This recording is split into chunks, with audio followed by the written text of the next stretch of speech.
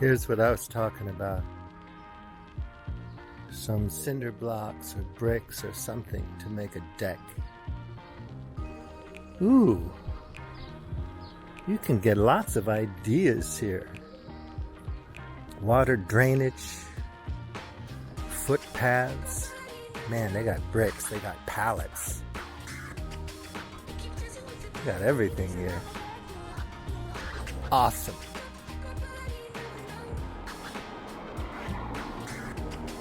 Now I'm in Benedita. I was thinking about trying to find Santana Market to see if it's open again. It's a big market. Lots of vendors. Oh, another little thing about the feel-good factor. That's another thing that explains why some people like the dictator and some people like the communist dictator. You know, Castro or the guy before Castro. You know, Hitler or, you know, the guy before Hitler or the guy after Hitler. You know, FDR, the guy after FDR. There's always some constituency that's being served one way or another by any given leadership. So they're going to feel good while other people feel bad. And the people who feel good are going to have no problem justifying and rationalizing why Castro is a great leader. Whether or not he is doesn't really matter that much, because I'm not saying it's all relative, but it just depends on where you're standing, what circumstances you're in. That'll determine what you think about Fidel. Also, just the way you've been educated and acculturated and so on. You know, it's not totally relativistic because, yes, there is a lot of there in the world. But you know what I mean. So if you're a Wall Street guy, quote unquote, you're gonna love financial deregulation. And you'll have all kinds of experts you can point to that love it. And they'll have lots of good reasons why it's really wonderful for everybody. It lifts all boats. If you just deregulate the financial world, all boats will rise. You'll all be able to afford a ticket to the ball game. And then there'll be other people who say, no, it's not working too good for me. I'm not doing so well. But I'm doing just well enough not to get too pissed off. That's the trick. The real balancing act is, can the powerful class, what I call the players, make the plebs, you know, the common folk, the putonren, comfortable enough that they don't get angry. And Chris Hedges was talking about blunted pitchforks, you know, where you've been fighting with those pitchforks so long that they're not sharp anymore, they're blunted.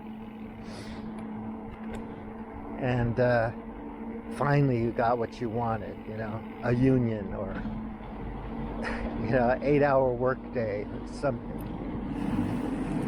You know, parental leave or justice for the guy that was gunned down in the street by a police officer. That's the trick. And as long as the quote-unquote ruling class or the players are making enough people comfortable, there's not going to be a problem. Then, of course, it does come around to that period where it is just fear. and intimidation. And after a while, you just get with the program because it's the only way you can stay alive. And I guess there was a lot of that in Portugal during the dictatorship, and in the fascists in Italy, and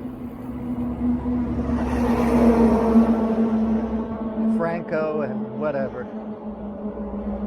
You know, there comes a point where they just have so much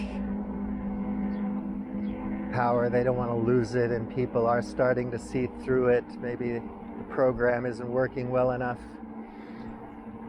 And the thing they resort to is intimidation and torture and the police state tactics and so on. Yeah. It happens all the time. It's a revolution. It just revolves. It goes from one state to another over and over again. People call it an inflection point, or it could be a phase transition. We're just at that point where the water's heating up, but it's just before it boils. Who knows?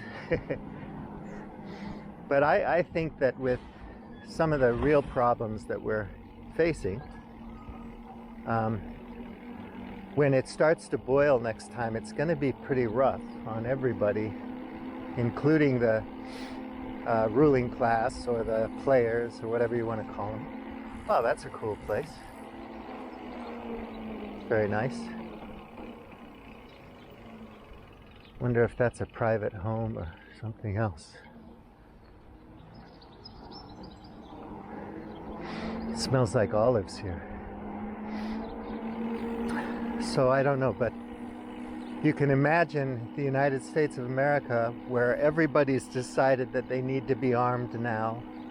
The far left, the far right, the forgotten middle, everybody's like, whatever faction you belong to, you're gonna get your arms and ammo and you're gonna train to be a gunfighter, because you can see that when there are a certain number of climate refugees in the United States and in Mexico and Central America and South America, the whole place is going to blow up. There's stress in the water systems and on and on and on. You know the drill. And so everybody decides, well, I got to stick with my own. Well, that becomes like you're living in San Quentin prison. You know, you either have to be a Nazi or a BLM person, or you know, whatever the bloody identity names are, just pick one. And you have to join that clique just to survive. Meanwhile, the state really does have a monopoly on violence, and they're going to have all kinds of gear to manipulate us. Our opinions and feelings and thoughts and ideas. And they're going to have all kinds of machines and software to really wreck us if we don't get in line. So the state has much more power than it did when the Nazi propagandists were plying their trade. You know, they had newspapers and pamphlets and books and films and radio. Radio was a huge one. But the next time it's going to be, you know, they're in your pocket, they're in your brain. I can understand the conspiracy theories surrounding chips in the body. Well, we're totally volunteering for all that. If it makes us feel good, if it makes life more convenient, if it keeps our head in the game, we're going to go ahead and adopt it. We're not going to question it much. You know, so self-driving cars and whatever, you know, you're just putting your hands in the Eagle Eye, the big machine. Remember Eagle Eye, that movie? The guy, they were the anti-terrorist general artificial intelligence machine just took over, and some random kid had to bring it down. Well, we're totally volunteering for this Eagle Eye stuff. We're like, yeah, sign me up. Where do I get another iPhone? a bigger, better, faster one with more software on it. And we don't understand how any of it works, right? So here we go. So we fantasize that, you know, we're going to get out in the street and kill all the Nazis, or the Nazis are going to kill all the brown people or whatever.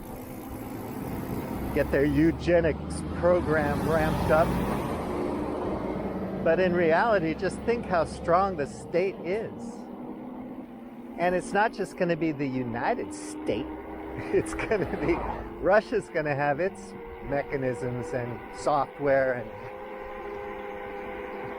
hardware in place. Everything's mechanizing now, or you know, they're having, Russia has tanks now that can choose its own targets. There you go. How's that going to work? And they'll have, you know, US will have drones that fly around and decide what to blow up, and China will have the same thing. You know, people will say, look, mutually assured destruction if we fight each other, but if we fucking just clamp down on our own populations and make them obey, we'll be fine. But they're still going to have wars, because that's what they do. They want control. People in power want control. So they're going to feel their power and control is threatened by some other group with power and control. Human beings are like that. So how do we survive? Forget about the sixth extinction and destroying our own habitat. Forget about that. How many years is that going to take, man? 200 years? Who cares? Whatever. 30 years, 200 years. And everybody thinks it's an engineering problem. Science will fix it. We'll just engineer a better society. If the systems are in place and the structures and the architecture, the Venus Project, then we're fine, man. Everybody will behave. Well, that's another form of coercion. And maybe it'll work better. Who knows? But one thing is for sure, it's not going to be all based on deep, self-reflected, self-aware, intelligent wisdom. You know, it's not going to be based on that. A world where the best you can be is wise. We don't really care about rich or powerful. What we like are wise people. And if you're wise enough, that's fine. Because wise people don't compete with each other to see who's wiser. If you're wise, you're wise. Well, yeah, you're wise, but I'm wiser, dude. I don't know if you noticed, but I'm much wiser than you. No, that's not going to happen. So you have the state with its monopoly of power. And they're controlling, building the mechanisms to keep their power by controlling the financial system. And then there's tons and tons of people that work for the military-industrial complex and make a lot of money doing it. And there's all kinds of subcontractors that work for contractors that work for the military-industrial complex. So it's a huge economy. It's gigantic. And a lot of jobs. You know, lawyers, lobbyists, even psychologists. You know, it's just huge. Even Jamie Wheel and Daniel Schmachtenberger are going to take their gigs, probably, if they pay well, because they have to put food on the table. You know, how can we make this software engineering team more effective in finding out ways to help drones decide who to blow up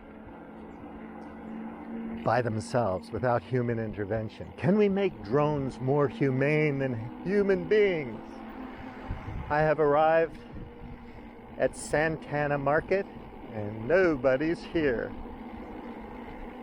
So I think maybe Tuesday's the day off for Santana Market anyway.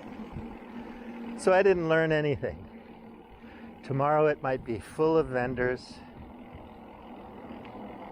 You know, I just came on the day off.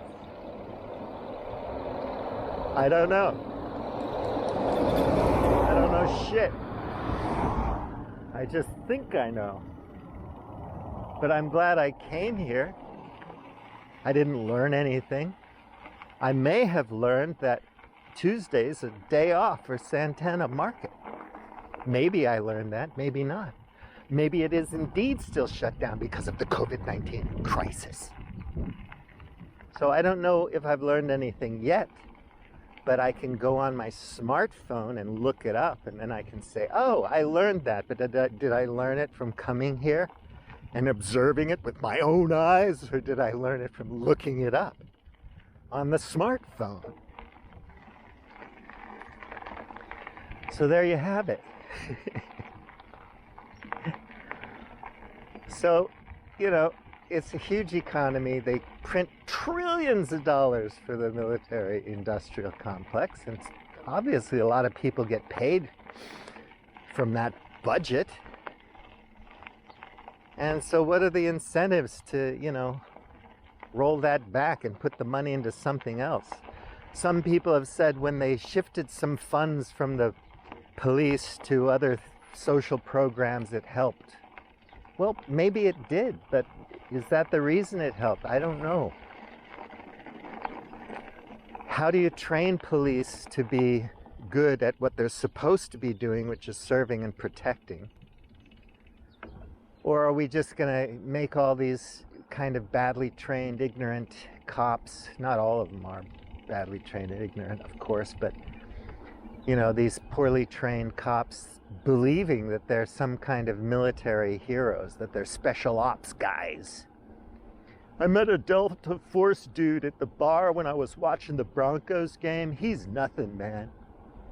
I told him, fuck you, there's nothing in your training that I didn't get as a Denver, you know, SWAT team, dude. Delusions all the way down. Delusional. So the guy, you know, I mean, all the power. I got my uniform on, I got my weapons, I got some training. I know how to subdue somebody, hold him down, dominate him. I have the right to protect myself in the line of duty. Yeah, whatever. You can't spend money on like single mothers and expect the world to be peaceful and secure. So it's a huge business, and it's a huge business all around the world. Military hardware and software, not just in the United States. And the world's figuring it out, and they're getting good at it. It used to be that only the United States and Russia or some other players, France, UK, could come up with some really nice hardware and software, you know? And now it's like everybody's getting into it. Let's not even talk about cyber warfare or CRISPR technology, bioengineering. Suddenly everybody can do it. Why would I want a fancy jet airplane when I can crash the information grid and then drop a really seriously deadly disease into a football stadium? Can you imagine? And that's what we're coming to, which is why I don't think it's going to be pretty if we don't get a handle on this and do the Schmachtenberg thing, and the Jamie Wheel thing, and the Game B thing, the Jim Rutt Show thing. Forget about Sam Harris and all these other posers, you know. I'm having interesting conversations with... Yeah, everybody's having interesting conversations. Great. We all love that. But we're listening to it while we, you know, look at our smartphones with our headphones in, and we just kind of speed into a fucking granite mountain. It's too bad, honestly. I wish it would catch on, you know. But again, it's like virtue signaling. You know, look at me, I read this book, I listened to this podcast. Aren't I something special? Voted up, voted down, liked, disliked, you know. Oh, it's sad. And we would need to like scale back our whole concept of civilization and everything to get anywhere near a wisdom culture. Unless it was coerced, you know. Like you have to fuck the sensei, you know, the guru first and understand and surrender before you can move up the ladder of spiritual enlightenment.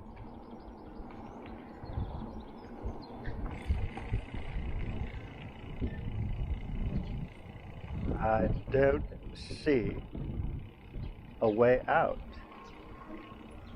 But it doesn't matter, because you and I can find a way to feel good.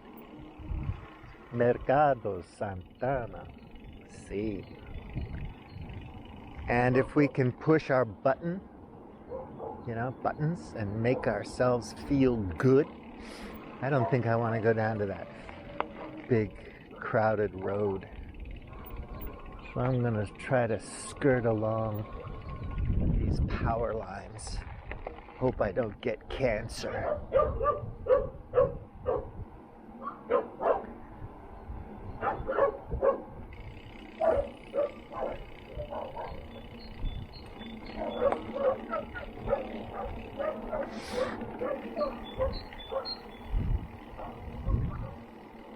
We have the power to make ourselves feel good if we have some resources.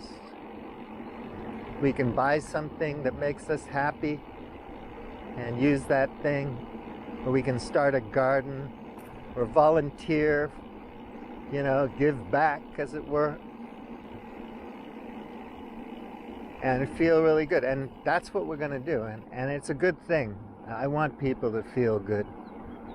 I want to feel good.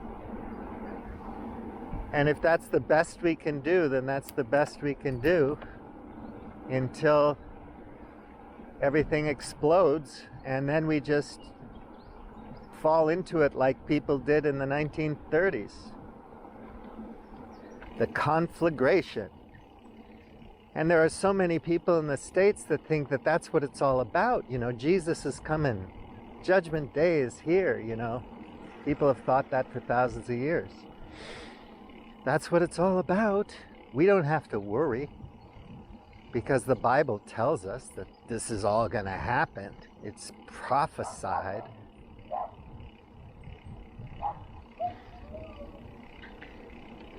And they feel good. And, you know, when people get killed or blown up, or, you know, embassies moved, they're happy. They feel great. They go to church. The preacher tells them all about it. Prosperity gospel. They leave church feeling real good and righteous. All their questions have been answered. They know it all. Until next week, they might start to question again, but then they go get another dose of certainty. We've got another variant of doubt coming into the world. These variations of doubt are very dangerous. They make people think that their truth might not be the whole truth and nothing but the truth. So we need another inoculation of the one and only truth. And that's the propaganda machine. It's there to give you another booster dose, so you adhere to your ideology,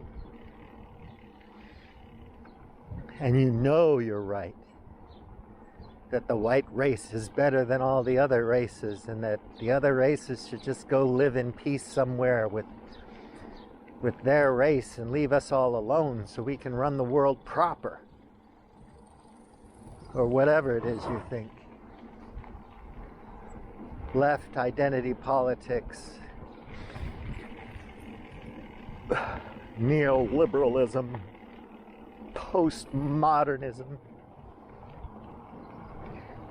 and it becomes cultish, and it becomes really ugly. It's like Jamie Wheel talking about the culty cult and all that. It's really interesting. It's a good model. It's a good descriptive for it. He really nails it, I think. But how do you get somebody to ask those questions? You don't, because if you suggest that their vaccine isn't really helping, you know, the preacher's wrong, dude, or he's just telling you a very narrow part of the story. He'll just say, I don't know you, man. I don't know who you are anymore, dude. I used to think you were a good guy. I'm going to delete you, and if you come anywhere near my children, I'm going to have to shoot you in the face with a shotgun. Because the way you're talking now, boy, is dangerous. And I have the right to protect myself.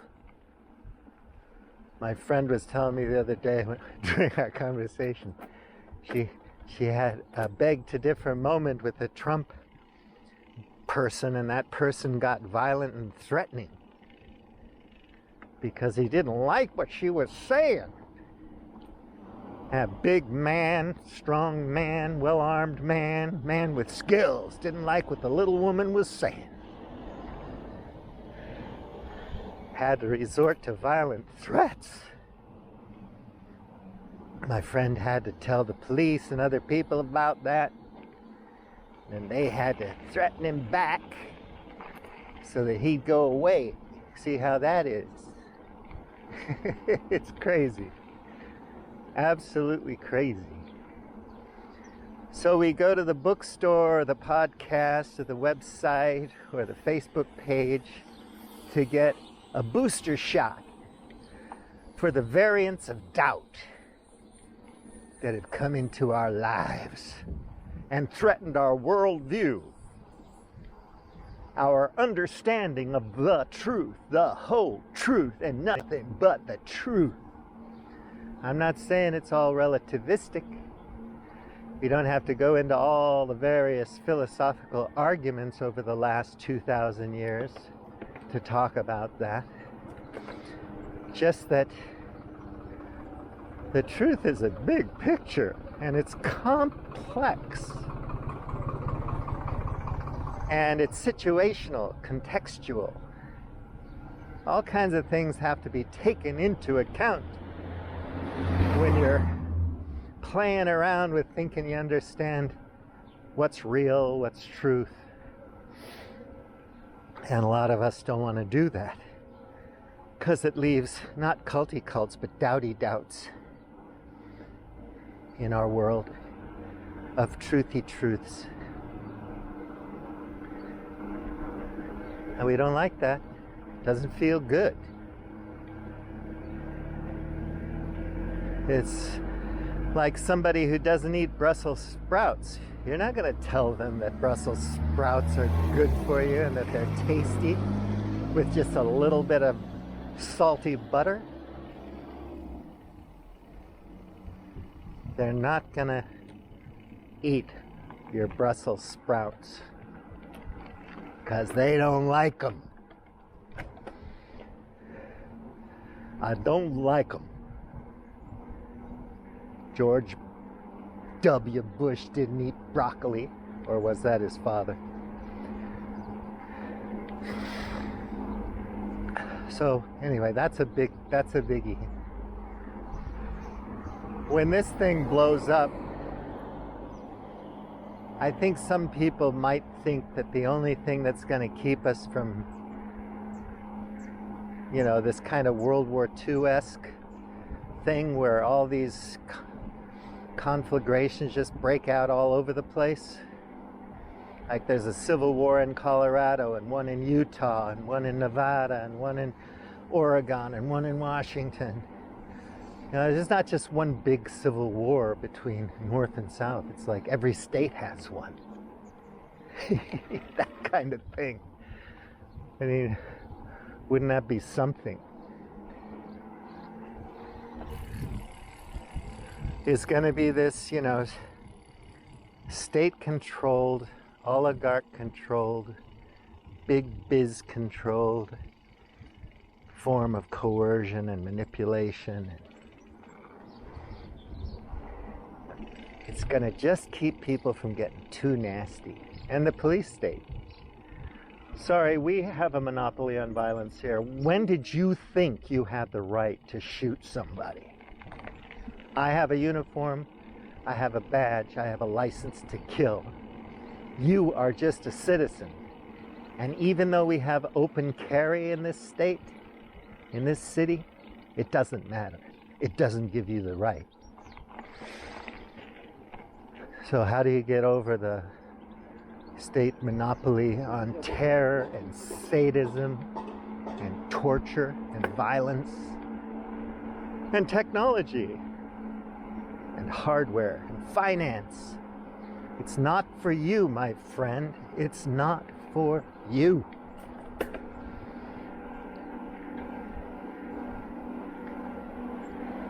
Unless you want to be a killer and a gangster and take that risk that your life might be nasty, brutish, and short, you might just lose, man.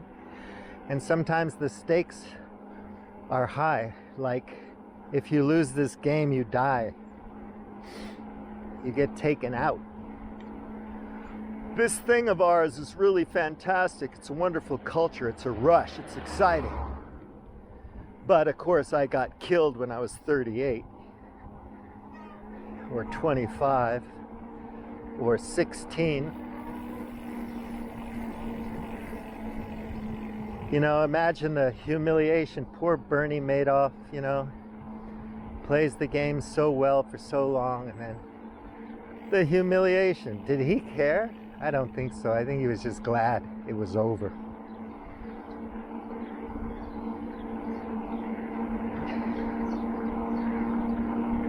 And all the people who believed it. I'm smart. I'm a really smart investor. I make 20% return a year on year, because I give all my money to Bernie Madoff. You know, I'm smart. That's how smart I am. I'm a savvy investor.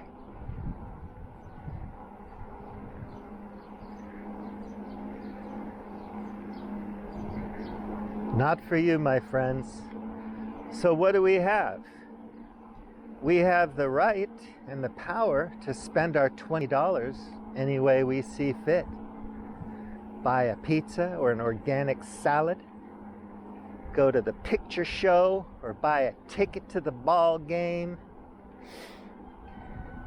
We can buy a yacht or a plane if we're lucky, or a house, or carrot seeds, or daikon seeds, bicycle, a red leather jacket. Nobody can tell you how to spend your money.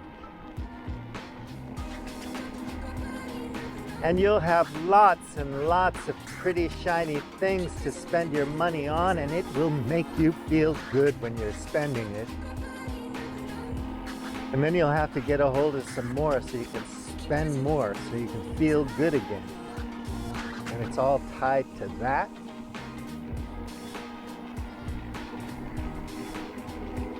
You used to sit close to the village elder by the fire and listen to the stories and feel so safe, enveloped by his or her wisdom, and the love and the teamwork and the companionship and the camaraderie and the self-sacrifice and collective sacrifice of the tribe, the group. But not anymore, man.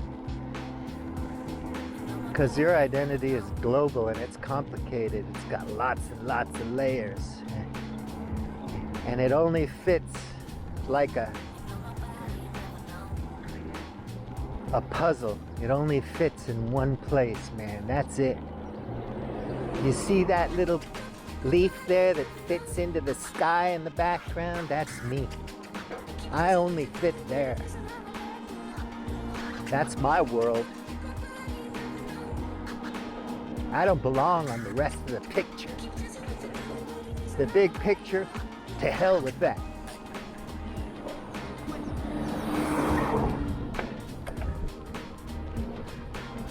But I think most of us are just gonna enjoy, you know. We're gonna keep enjoying our lives, and we're fortunate as hell. We're very, very lucky to be able to do that. So maybe we shouldn't complain too much when the guy cuts us off, honks at us, doesn't give us the respect we think we deserve. Maybe we should just chill, relax,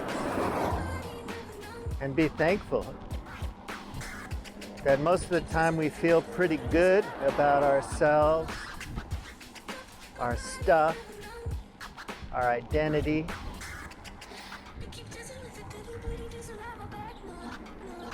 How can Japanese people feel good about being Japanese? Pakistanis, Mauritanians. Well, they do. They can find ways to feel pretty good. Some more complicated than others.